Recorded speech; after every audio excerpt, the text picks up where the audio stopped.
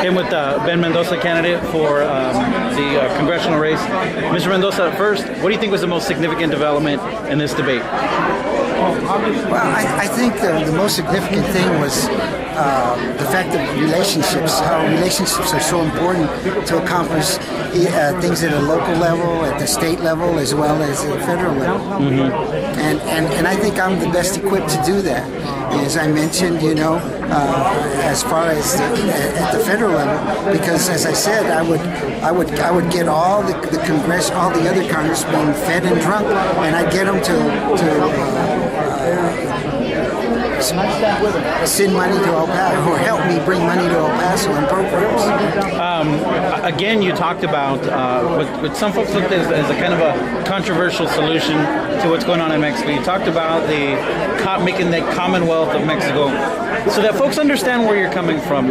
Explain what you mean by that. Well, you see, of course, the Mexican government would have to acquiesce to this. I believe that because Mexico, there's no rule of law there, and they don't have a Second Amendment, and that's why you have problems like Fast and Furious. Fast and Furious would never have occurred if Mexico had a Second Amendment. It never would have happened. But because it doesn't, we had that problem. And unfortunately, we have egg in our face. Okay, on some of the social issues, you've kind of expressed a pretty strong conservative streak. You're pro-life, I understand. Is that correct? Yes, I am. You're against gay marriage. On most of the social issues, you're pretty conservative. Do you feel like you're a true Democrat? I feel like I'm a true American, and I'm a Democrat because the way I was brought up, I was brought up by my parents who are conservative Democrats, and they believe in those same values. So what part of the Democratic Party platform do you feel you best represent? Well, I represent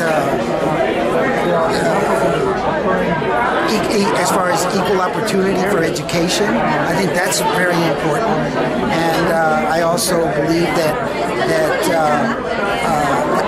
as far as the Democratic platform, I certainly believe that there should always be an opportunity to discuss things, because the Democratic Party is almost like the Catholic Church. It's universal. In the Democratic Party, you have all kinds. You have people from one extreme to the other. As you well know, you have a faction of just like the Republican Party. You have a faction of people that are off to the left and off to the right, and people that believe in same-sex marriage. You find that in both parties.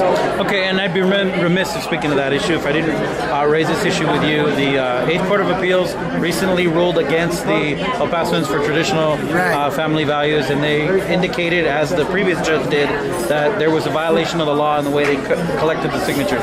Your thoughts on that issue? Because I know you played a central role in that. Yes, that was a grave miscarriage of justice, and I'll tell you why. Because there's 3 innocent individuals.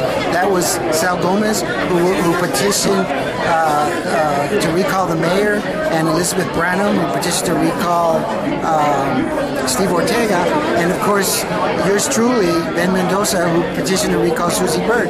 And none of I had 25 people circulating petitions, and not one of them was one of those signatures was collected in the church. And the same thing with Elizabeth Branham.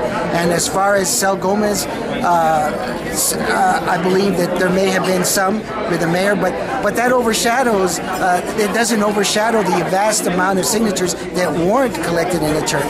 So what's the next move? The next move? Well, we're appealing it to the Texas Supreme Court. Do you feel like that casts a shadow over your candidacy for Congress, particularly running as a Democrat? No, absolutely not. Can you elaborate? Well, this is a free country, and you can run in any party that you so desire. Because the way I was brought up, there was always conservative Democrats or moderate Democrats or liberal Democrats, and I'm a conservative Democrat. Well, and I ask you because you recently ran a couple of years ago, 4 years ago, in fact, as an independent Yes. for Congress. So what changed between 4 years ago and now that you went from independent to Democrat? Well, you might say that I ran as an independent Democrat. That's even though I ran as an independent, but I ran as an independent Democrat. Okay. And that occurs in a lot of other states. You have people that maybe didn't get the nomination of their party, and then they run as an independent, but that still makes them a Democrat or a Republican. Okay. And then my final question: if you were talking to an undecided voter that might be watching this video, what would you tell them? I tell them to really consider who you really want to represent you for the 21st century. You certainly want someone that is going to roll up their sleeves, go to work for you, because after all, they are your servant, and not someone that's going to become a duke or that stands or that his or her family stands to gain by being congressman. All right. Thanks a lot.